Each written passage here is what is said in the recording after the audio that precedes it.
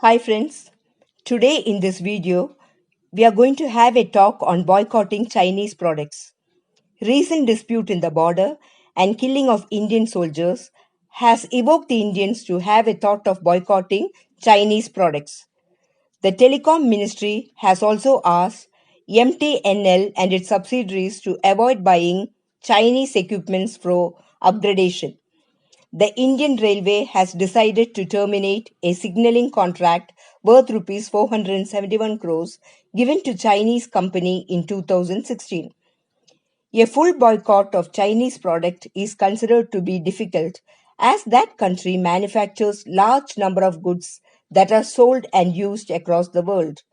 We in India are heavily dependent on Chinese products whether we know it or not. There are innumerable goods of daily use that are made by Indian companies but depend heavily on Chinese inputs. When we buy Indian made CEO bulb to reduce power consumption, we probably do not know that 30 to 40% of its components are imported from China. Most drugs we buy are turned into pills in India, but at least two-thirds of the active pharmaceutical ingredient in it is imported from China.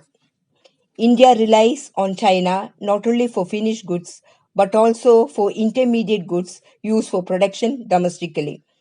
75% of smartphones sold in India are made by Chinese companies. Indian firms lost its race when 4G came. The number of smartphone users in India is expected to rise to 859 millions from 468 millions in 2017. Apple says iPhones are built everywhere in the world, but many of the components come from China. Though it has started making some models in India, it will not make flagship models for want of skilled labor and adequate infrastructure. China accounts for 67% of imports in the electronic component sector. Semiconductors and integrated circuits, which are in the heart of electronic devices, such as laptops and phones, are among the components India buys from China. 45% of consumer durables are imported to India from China. 45% of smart TVs sold in India are Chinese, with alternative costlier by 20 to 45%. 35% of imported leather goods, mostly shoes, come from China. 18% of India's auto components come from China. India is stepping up, but cost is a big factor favoring the Chinese. Chinese apps also dominate Indian market. TikTok is the most popular Chinese app in India. Hello competes with TikTok, had more than 100 million downloads globally. Hello was launched by TikTok specifically for Indian market. PUBG took smartphone users in India by storm. UC Browser, ShareIt, Cam Scanner are popular Chinese utility apps in India. So, even if we face a military standoff with China, it is impractical to boycott everything that is made in China.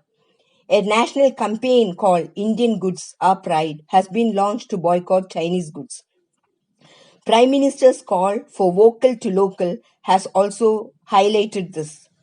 The Confederation of All India Traders, which represents 7 crore traders, announced boycott of 3,000 Chinese products for which substitutes and alternatives are easily available. They have also appealed to celebrities not to endorse Chinese goods.